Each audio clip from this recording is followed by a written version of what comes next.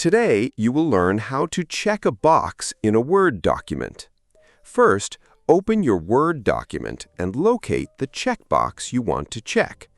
In many modern Word forms, the checkbox is interactive. This means all you need to do is move your mouse pointer over the box and click once. As soon as you click it, a check mark will appear inside the box. If you want to remove the check mark later, simply click the same box again and it will become unchecked. However, not all checkboxes in Word work the same way.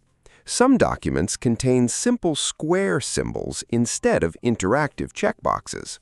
In this situation, clicking the box will not place a check mark inside it. If this happens, select the box and replace it with a check mark symbol manually. Go to Insert tab and choose Symbol, and then More Symbol. Choose the Wingdings font and choose the checkmark symbol appearing at the end. If you're creating your own checklist in Word, you can also insert clickable checkboxes.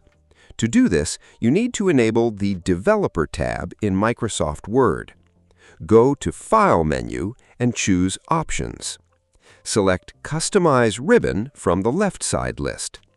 On the right side pane, check the box next to Developer and click OK.